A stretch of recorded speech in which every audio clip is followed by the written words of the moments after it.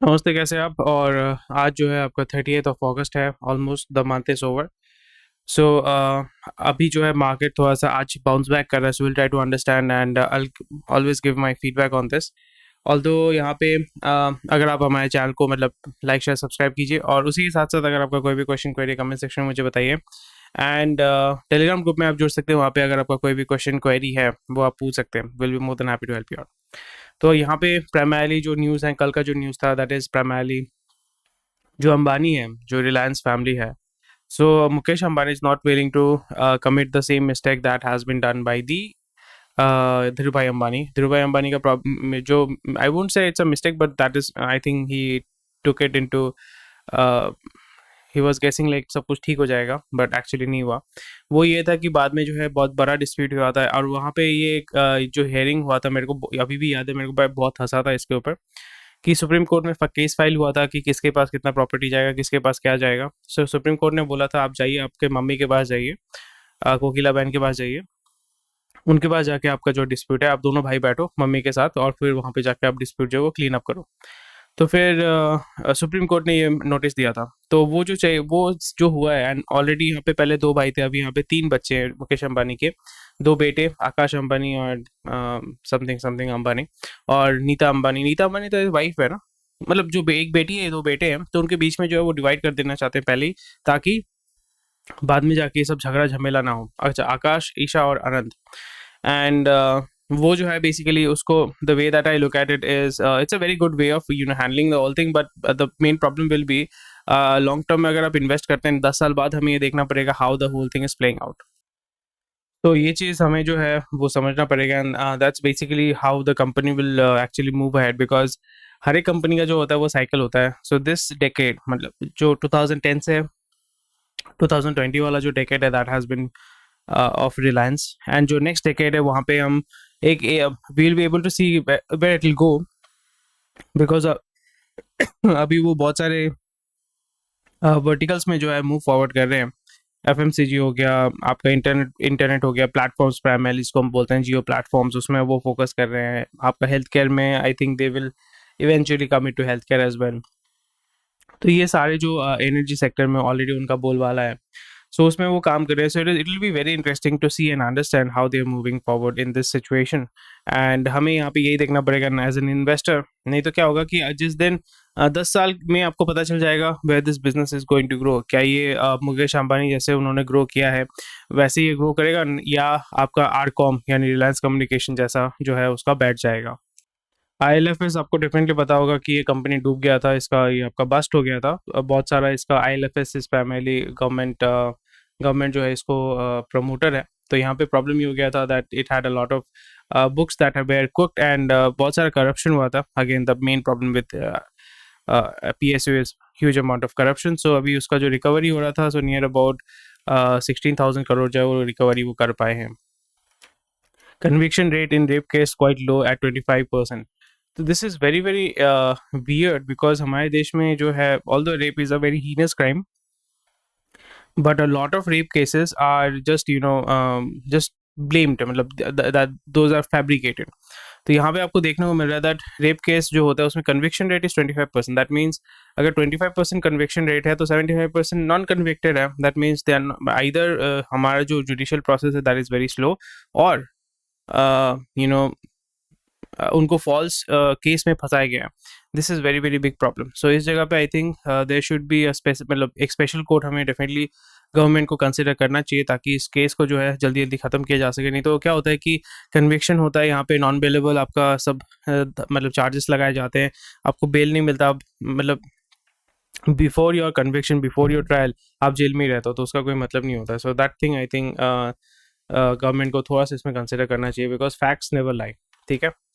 और नेक्स्ट चीज़ हो जाता है कि आपका जो कनेडियन कंपनी है that is Fairfax although it is run by Indian origin person but not Indian. So Canadian firms own more than 10% equity indirectly into mutual fund which is prohibited by market regulator. ठीक है। तो Fairfax का जो है प्रेम प्रेम वत्सा जो है उसके chairman है, primarily I think he founded the company. So उन्होंने जो है फेयरफैक्स ने इन्वेस्ट किया हुआ है अभी बहुत सारे म्यूचुअल फंड में। So that is something where the SEBI is coming into the domain and बोल रहे हैं कि भाई ऐसा तो ना चल बे, ऐसा तो ना चल बे। I think that is a very good thing, because यहाँ पे ये होता है कि जब अगर आपका माइनॉरिटी स्टेक होल्डर अगर आप बन जाते हैं, तो आप फिर जो मैनेजमेंट है, मैनेजमेंट को फिर आप डिक्टेट कर पाते हैं। आप बोलते हैं कि हमें ये चाहिए, हमें वो चाहिए। That is very detrimental to the mutual fund, and they can manipulate your money. जो म्यूचुअल फंड में आपने पैसा डाला हुआ है, उसको आप मैनिपुलेट कर पाते हैं। So that is, I think, very very important for you to understand and learn. That's why I typically don't invest through mutual funds. मैं अपना खुद का फंड बना के इन्वेस्ट करता हूँ। That is, I do my index funding. वहाँ पे मैं भी आपको सजेस्ट करूँगा कि आप भी इंडेक्स फंडिंग कर सकते हो। कैसे इंडेक्स फंडिंग कर सकते हो आप बोलोगे कि मेरे पास तो उतना पैसा नहीं है, कोई बात नहीं है। आप यहाँ पे 4 या 5 स्टॉक या 10 स्टॉक आप जो है वो सिलेक्ट करो। मैं आपको बता देता हूँ, जैसे कुछ कुछ स्टॉक्स हैं, ICICI, HDFC, रिलायंस, ऐसे कुछ स्टॉक्स हैं। वहाँ पे आप क्या कर सकते हो, हर महीने 1000 यानी एक शेयर दो शेयर करके आप इंडेक्स फंडिंग करो। Over a period of time देखोगे, जैसे निफ्टी मूव कर रहा है, आपको भी वैसे ही एवरेज आपका रिटर्न आएगा, अराउंड 12 to 13% रिटर्न आ जाता है। And that is not being manipulated by any third party, क्योंकि अंदर का बात होता है, आपको पता नहीं चलता है। एंड इसी जगह पे जो है आप लुट जाते हैं, आप डूब जाते हैं, आपका पैसा जो है उसको मैनिपुलेट किया जाता है एंड आपको पता भी नहीं चलता है। सो इंडाइसेस जो है वो अभी डाइव कर रहे हैं बिकॉज ऑफ US रेट्स जो है वो रेपो रेट उन्होंने बना के रखा हुआ है। प्राइमरली वही होगा कि IT सेक्टर का जो है वो गिरने वाला है, एंड कुछ कुछ जो सेगमेंट्स है जहाँ पे ऑयल ये सब करना, मतलब परचेज करते हैं या सेल करते हैं, वहाँ पे जो है थोड़ा सा इशू होगा। सो निफ्टी IT जो है वो थोड़ा सा गिरेगा। फाइनेंस को उतना इशू नहीं होगा, बैंक फाइनेंशियल उसको इतना इशू नहीं होगा, बस सबसे ज़्यादा लॉस जो होगा वो आपका IT में होगा। And that is what we can see है कि नियर अबाउट -3% जो है वो गिरा है। That is something change from 52 week high. Near about 30% जो है वो स्टॉक्स जो है, इंडेक्स जो है वो गिरा हुआ है। So that is some not nothing new actually. This is a very good opportunity अगर आप शॉर्ट टर्म इन्वेस्टमेंट करना चाहते हैं, इवन स्विंग ट्रेड करना चाहते हैं, जिसका बहुत सारा वीडियो मैं बनाता हूँ, टेक्निकल एनालिसिस करता हूँ। And because these are all, जितना आप टेक्निकल एनालिसिस करोगे उतना आप बेहतर बनोगे। एंड जैसे आपने देखा होगा, जैसे अडानी पोर्ट का, जस्ट डायल का, फिर आपका टाटा एलेक्सी का, जो भी मैंने प्रेडिक्शन दिया है that has come true. So which is I am not saying, I am not boasting कि हाँ ऐसा मैं बहुत अच्छा हूँ, ऐसा नहीं है। बट आप अगर कुछ फैक्टर्स देख के अगर आप चलते हैं ना, तो आप फ्यूचर को जो है थोड़ा सा एंटिसिपेट कर पाएंगे, कितना ग्रो करेगा, कितना डिप करेगा। So you will be able to figure out and then you will be able to make that kind of trades.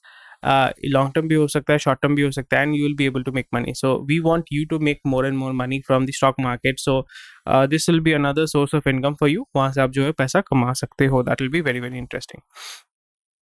So indices जो है डेफिनेटली गिरेगा, अभी और भी गिरना बाकी है।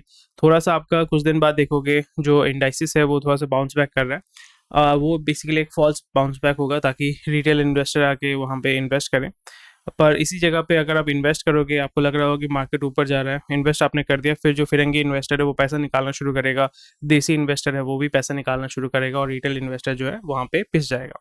सो आपको पिसना नहीं है, आपको यहाँ पे फायदा उठाना है। ठीक है, ओके, चलो।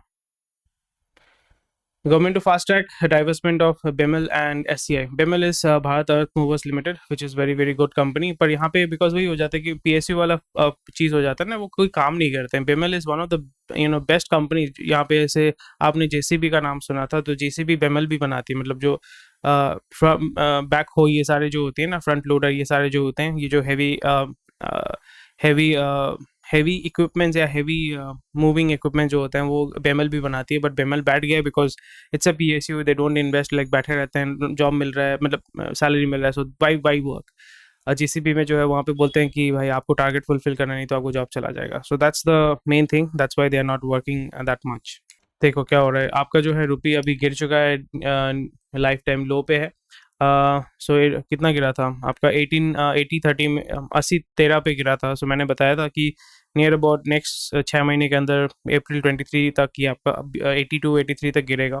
फिर उसके बाद जो है वो बाउंस बैक करेगा। बट यहाँ पे सबसे बड़ा फायदा ये होगा कि that rupee as a currency will become more and more stronger. आपको लग रहा होगा कि भाई रुपी जो है वो प्लंज कर रहा है, it will fall, but it is actually not falling. It is because the market is being manipulated elsewhere, इसलिए आपको लग रहा होगा कि रुपी इज फॉलिंग।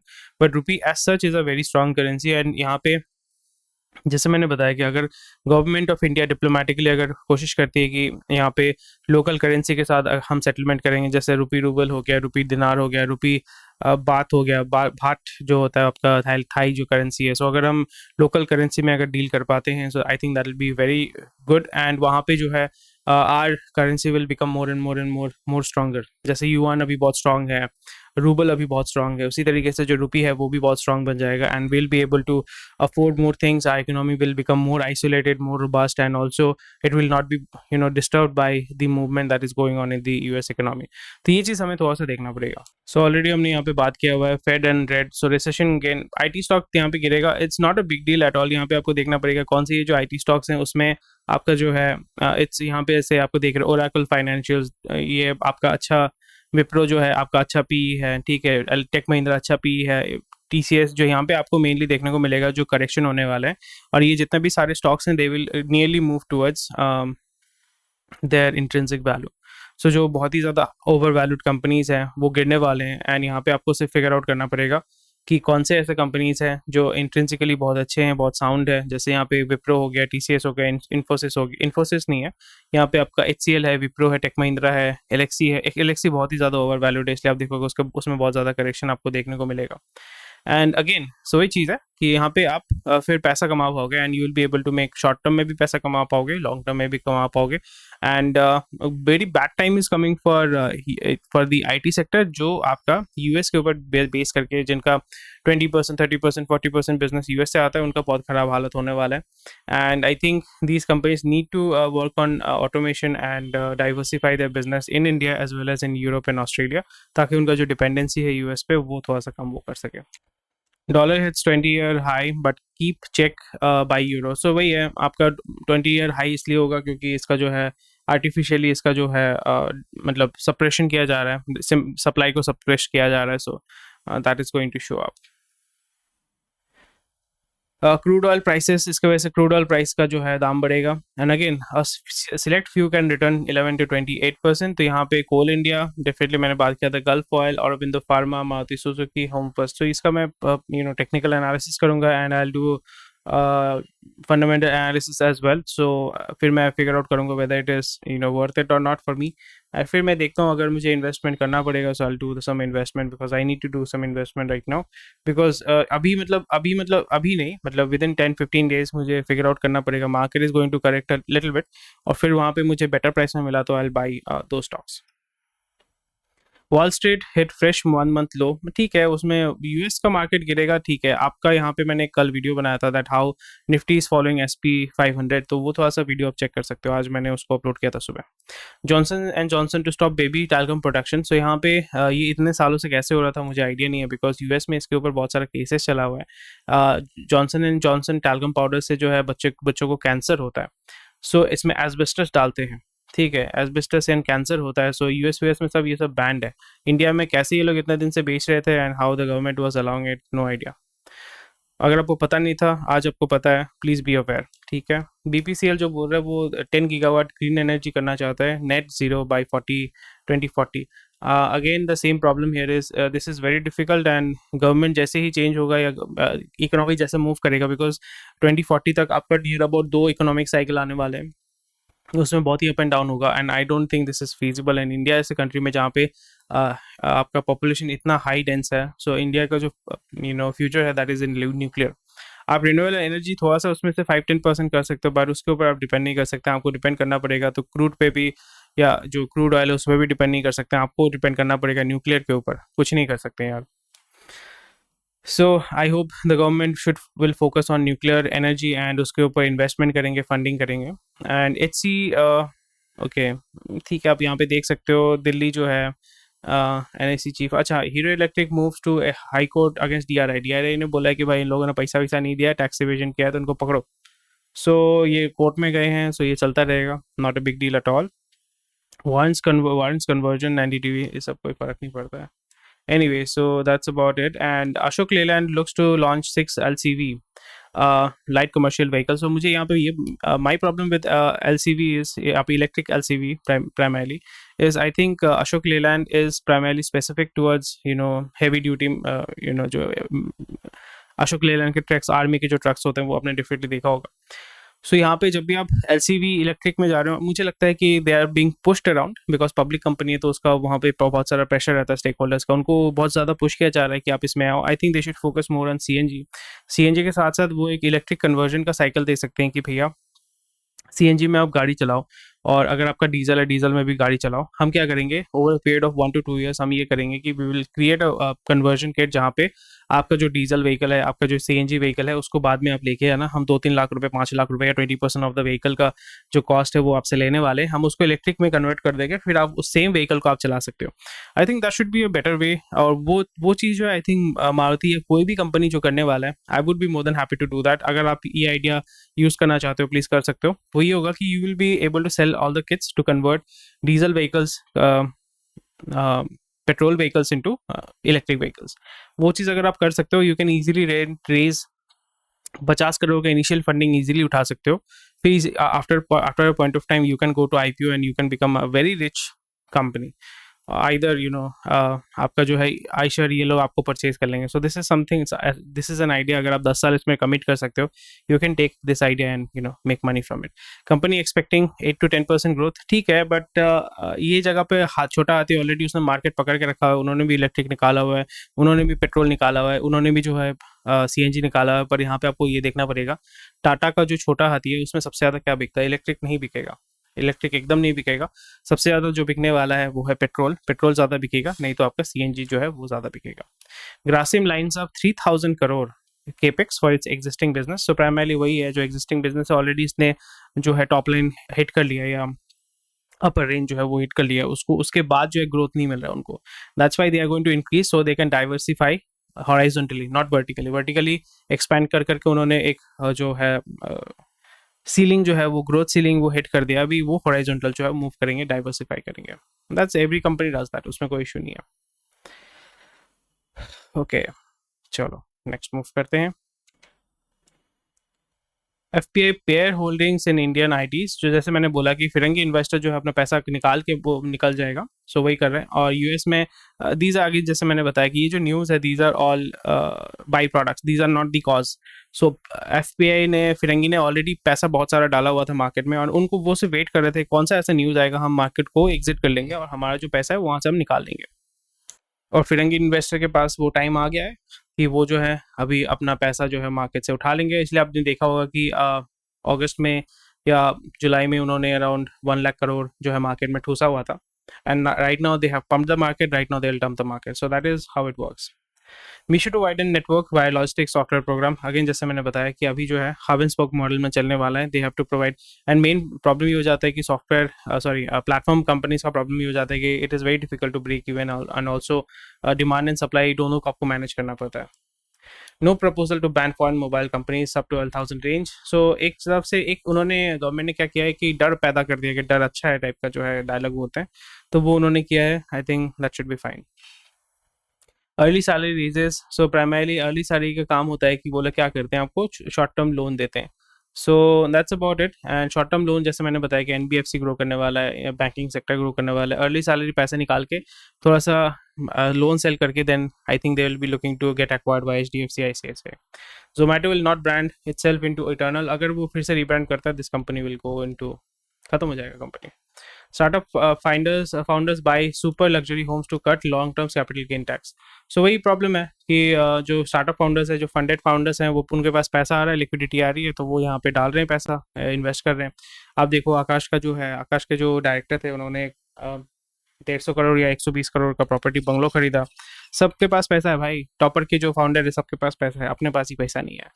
ठीक है, ई व्हीकल्स साइड रूम, ठीक है, सब पैसा पैसा।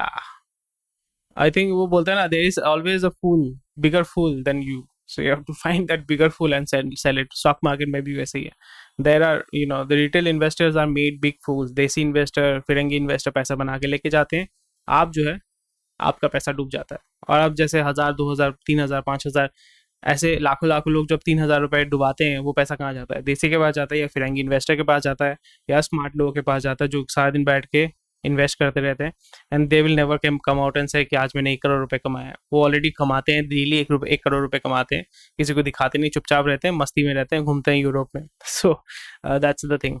एंड ये मैं यहाँ पे मैं ये नहीं बोल रहा हूँ कि मैं करोड़ रुपए कमाता हूँ। एक्चुअली मैं ये पूरा प्रोसेस मैं सीख रहा हूँ, टेक्निकल एनालिसिस ये सब सीख रहा हूँ, and I want to do it publicly because I like doing it. ठीक है, but I am never going to share that मैं इतना करोड़ रुपए बना रहा हूँ।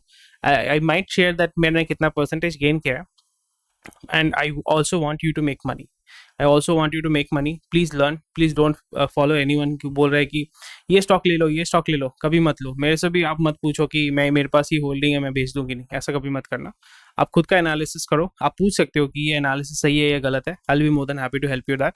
बट ये कभी मत पूछो कि मैं खरीदूं या बेच दूं. ये सही नहीं है.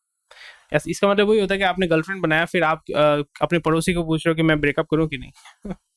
New ETF pricing methods on cards which is very good. यहाँ पे क्योंकि एयरलाइन सेगमेंट जो है बहुत ही खराब टाइम पे दौर रहा है. सो इसमें वो क्या कर रहे हैं कि मेन जो वेरिएबल होता है, सबसे बड़ा वेरिएबल होता है, that is jet fuel. Jet fuel आपका सब कुछ बाहर से आता है, तो उसको आप जितना स्टेबल कर सकते हो उतना आपका एयरलाइन इंडस्ट्री जो है वो अच्छा होगा. क्योंकि अभी हमारे कंट्री में सिर्फ Indigo is the biggest player, बाकी लोग डूब चुके हैं. तो इंडिगो अगर मोनोपोली हो जाता है, that is also not very good for the airline industry. इसलिए आपका यहाँ पे एक सिस्टम, एक गवर्नमेंट के पॉइंट ऑफ व्यू से एक सपोर्ट हमें देना चाहिए, ताकि जितने भी नए नए प्लेयर्स आ रहे हैं या एग्जिस्टिंग प्लेयर्स हैं, उनको एक एक कंपटीशन, मतलब एक सही लेवल कंपटीशन करने को मिले. बायस नहीं होगा.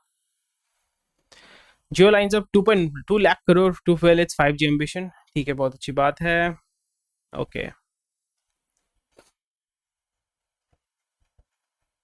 बस दैट्स अबाउट इट. अभी जो है हम इकोनॉमिक टाइम्स का हमारा जो है ख़त्म हो चुका है. अभी हम जाएंगे बिजनेस स्टैंडर्ड पे. बिजनेस स्टैंडर्ड में वही हम देखने को मिल रहा है कि आपका जो है रिलायंस ने बोला है कि Reliance aims to double its value by 2027.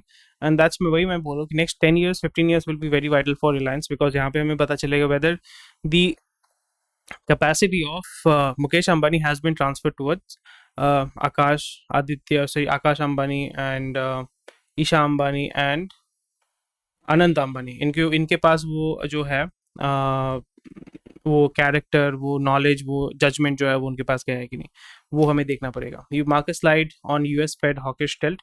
So definitely market तो गिरेगा वहाँ पे. यूएस का मार्केट गिरेगा तो ग्लोबल मार्केट में गिरेगा, जो उसके ऊपर डिपेंडेंट है वो भी गिरेगा. बट आई डोंट थिंक यहाँ पे आपको ज़्यादा हेडेक लेना है. आपको यहाँ पे ढूंढना है कि कौन से अच्छे स्टॉक्स हैं जिसमें आप इन्वेस्ट कर सकते हैं short term long term, and you can make money from that. हमेशा जो है look for opportunity, don't be sad.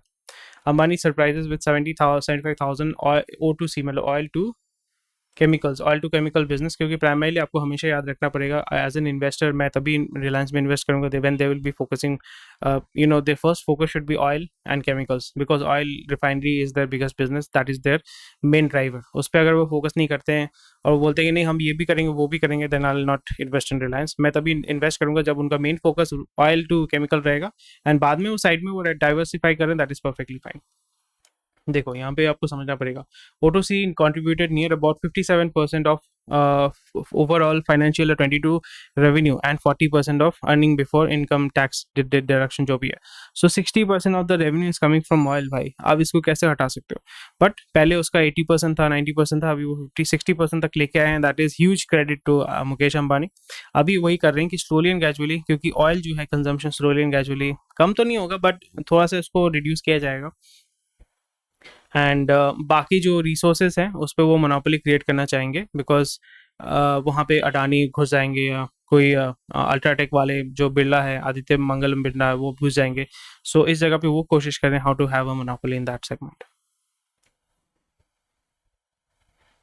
For into FMCG, जैसे मैंने बताया कि वो जियो मार्ट से ही वो घुसने वाले हैं. जियो मार्ट में ऑलरेडी वो इन्होंने हब एंड स्पोक मॉडल 5 साल से इन्होंने अपना जो है इंफ्रास्ट्रक्चर तैयार किया, अभी वो लॉन्च करने वाले हैं.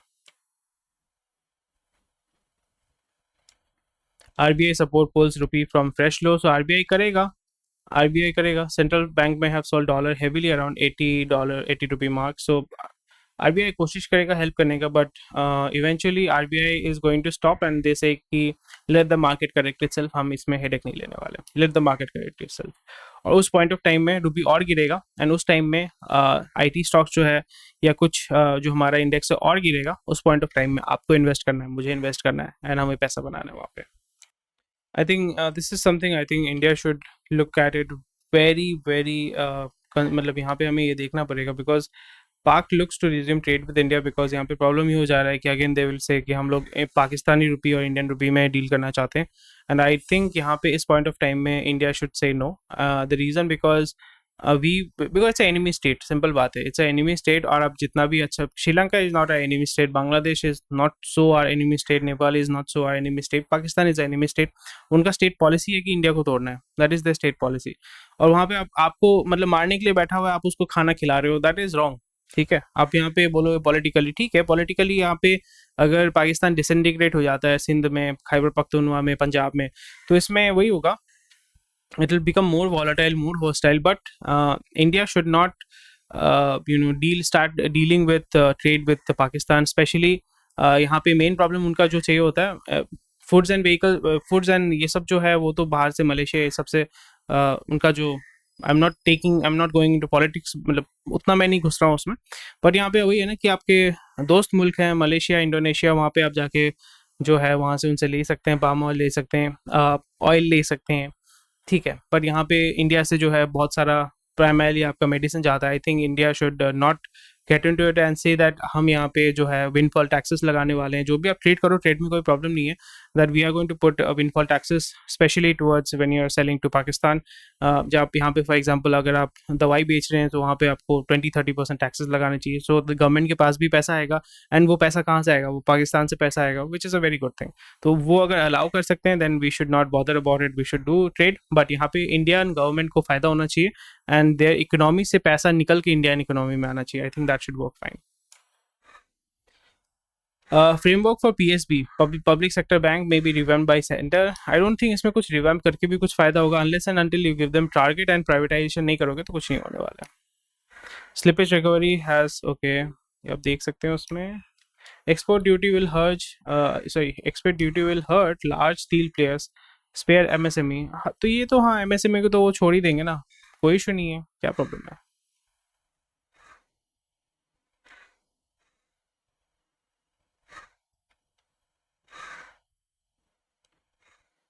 Storage targets met gets to be cheaper, so this is something, ताकि लोकल इकोनॉमी, क्योंकि यूएस में मार्केट बहुत ख़राब है तो जर्मनी में भी उसका इफेक्ट पड़ेगा।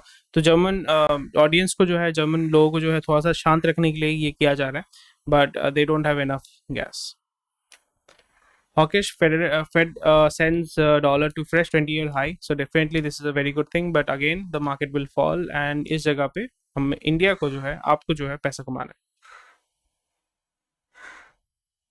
Take stock get hammered on mining, ठीक है। Invest in silver with 2 to 3 year horizon. इसलिए मैं बोल रहा हूँ कि अगर आप डेट खरीदना चाहते हैं, डेट से अच्छा है कि आप सिल्वर में इन्वेस्ट करो या गोल्ड में इन्वेस्ट करो, because that will give you better returns. और वो फिजिकल गोल्ड या फिजिकल सिल्वर आप परचेज करो। उसके बारे में अगर आप जानना चाहते हैं कमेंट सेक्शन में बताइएगा। आई पर्सनली प्रेफर दैट आप सिल्वर परचेज करो, बिकॉज उसमें तो थोड़ा सा ज़्यादा अमाउंट मिलता है, उसमें डिप्रिसिएशन बहुत बहुत कम होता है, अप्रिसिएशन बहुत जल्दी होता है। गोल्ड का जो अप्रिसिएशन बहुत स्लो होता है, तो वो आप थोड़ा सा देख सकते हैं। Despite windfall tax, brokerages bullish on ONGC, ठीक है, कोई बात नहीं है। So that's about it for today. कोई भी क्वेश्चन करिए। हाँ, इंडिया शेकी एनर्जी सिक्योरिटी, मैंने बार बार मैं वही फोकस करता हूँ कि इंडिया का सबसे बड़ा प्रॉब्लम ये है that we are not energy independent, and the best way forward is to have nuclear power. उसके अलावा मेरे को तो कोई यहाँ पे मतलब विंड मिल ये सब बना के, दैट्स नॉट परमानेंट। ये विंड मिल, सोलर पैनल, ये 50 साल से चल रहा है, अगर होता तो अभी तक हो ही जाता, नहीं होने वाला है। Nuclear power is the best way to go. So please government of India, please इस पे थोड़ा सा फोकस करो, न्यूक्लियर पावर, न्यूक्लियर एनर्जी पे थोड़ा सा फोकस करो प्लीज़। मेडिकल टूरिज्म ग्रो करेगा डेफिनेटली, यहाँ पे जो हॉस्पिटल, फार्मा, ये सारे जो हैं ग्रो करने वाले हैं, which is very good. Work place visits up by 26%, vehicle registration by 2%। गाड़ी का दाम इतना बढ़ गया भाई, गाड़ी कौन खरीदेगा, लोग खरीदेंगे बट बहुत दाम बढ़ गया यार। Anyway, that's about it for today. कोई भी क्वेश्चन क्वेरी मुझे कमेंट सेक्शन में बताएगा, will be more than happy to help you out, and also join our Telegram group, and take care, bye bye, जय हिंद। मतलब स्वस्थ रहिए, मस्त रहिए, I'll see you tomorrow.